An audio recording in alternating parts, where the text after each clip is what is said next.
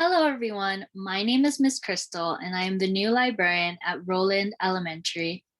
This month of May is Asian American and Pacific Islander Heritage Month, so to celebrate, we will be reading Cora Cooks Pancit, written by Dorina K, Lazo Gilmore, and illustrated by Christy Valiant, a story about a mother and daughter cooking their favorite Filipino dish.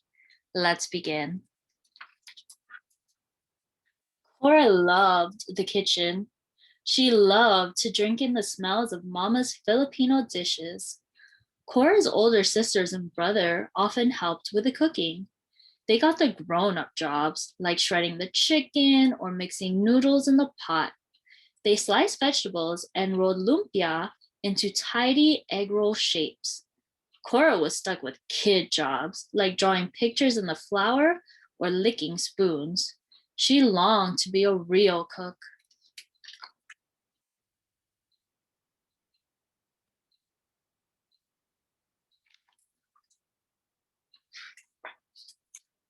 One day, Cora's three older sisters headed to the mall.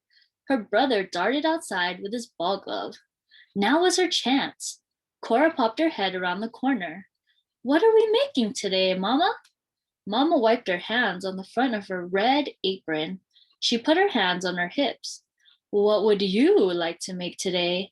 Asked Mama in her buttery voice.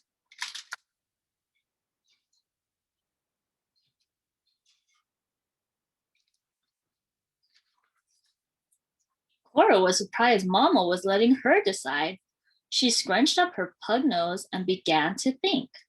All her favorite Filipino foods danced in her head. Lines of lumpia pranced in rows, adobo chicken legs bebopped in time.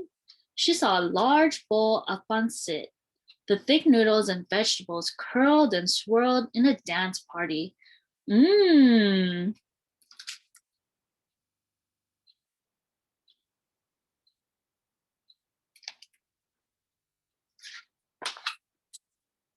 Will you teach me to make pancit? She asked.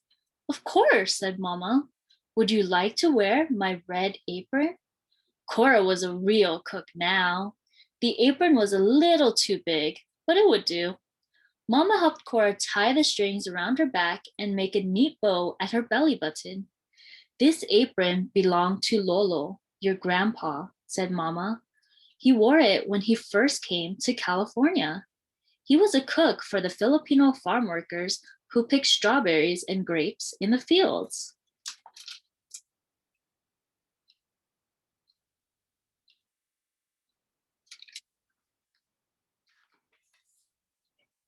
Did Lolo teach you how to cook? Cora wanted to know. He did, said Mama. I followed him each day to the big kitchen. He created all kinds of dishes to fill the hungry workers' tummies. While he cooked, he told stories about the Philippines, where he was born. Cora nodded as she listened. Lolo told us about the countryside where he grew up. His family harvested pineapples, bananas, and papayas. He used to eat smashed fried bananas and sweet rice wrapped in banana leaves. Cora stuffed her hands in the deep apron pockets. She imagined Mama and Lolo cooking together. She saw Lolo as a boy unwrapping the banana leaves and scooping the sweet rice from inside.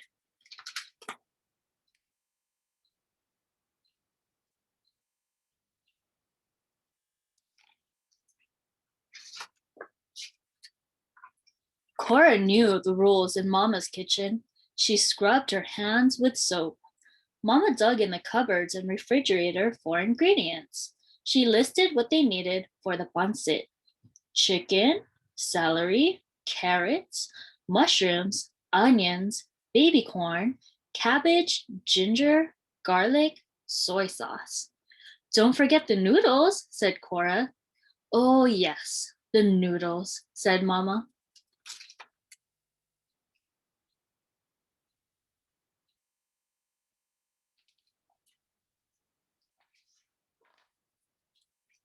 Let's get started, Mama told Cora.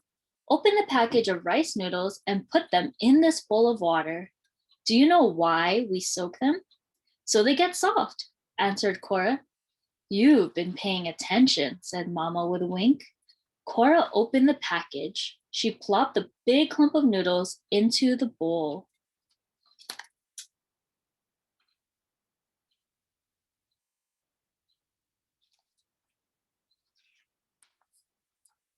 Meanwhile, Mama took out some chicken she had cooked earlier.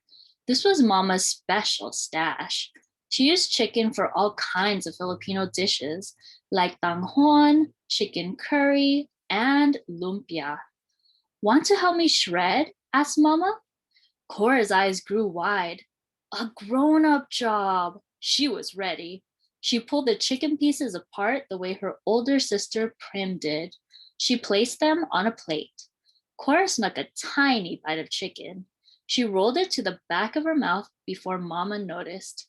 The salty taste tickled her tongue.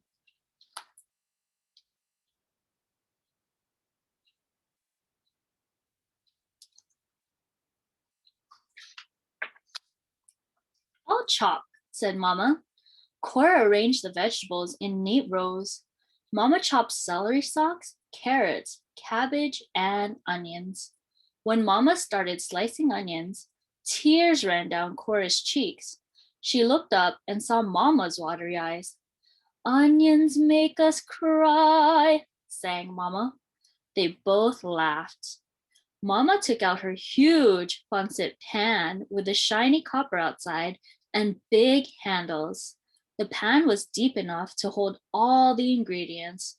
Cora danced on her tiptoes to see inside. Mama asked Cora to step back while she added some oil and the vegetables to the pan. The pot began to hiss and sizzle. Mama added spices too: garlic, ginger, and a splash of soy sauce. Mmm, Cora loved the smell of garlic.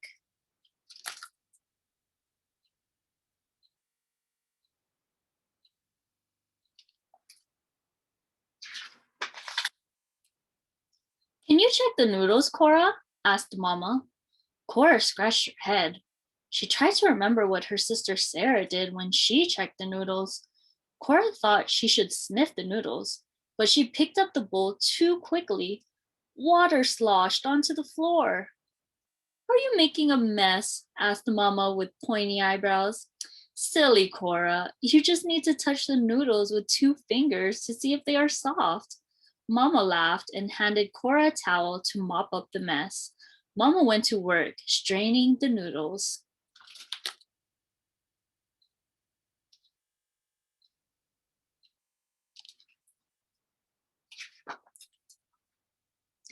Now for the fun part, said Mama. Let's add the noodles to the pancit pan. Can I stir? Asked Cora. She knew this was another grown up job. Yes, but be careful near the burner, called Mama, who pulled out a stool for Cora to stand on.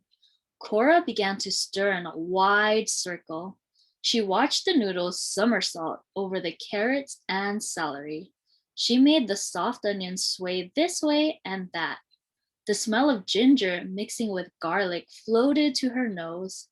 A few mushrooms escaped from the pot. Oops!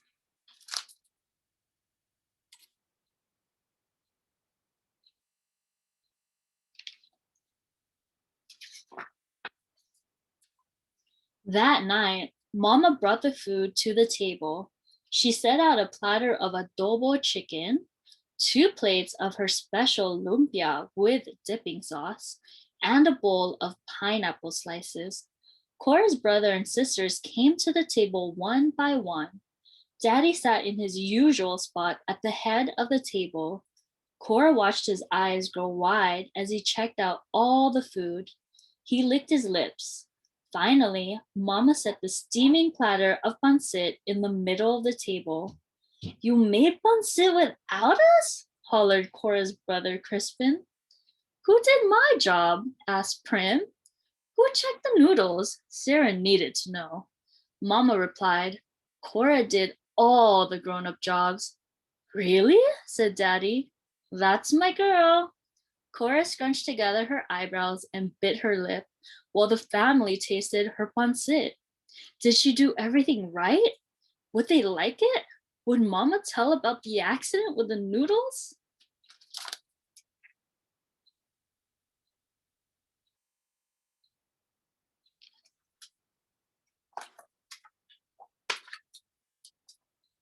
Pretty impressive, smiled Cora's sister Irene. Crispin chomped on a big spoonful of pancit and elbowed Cora.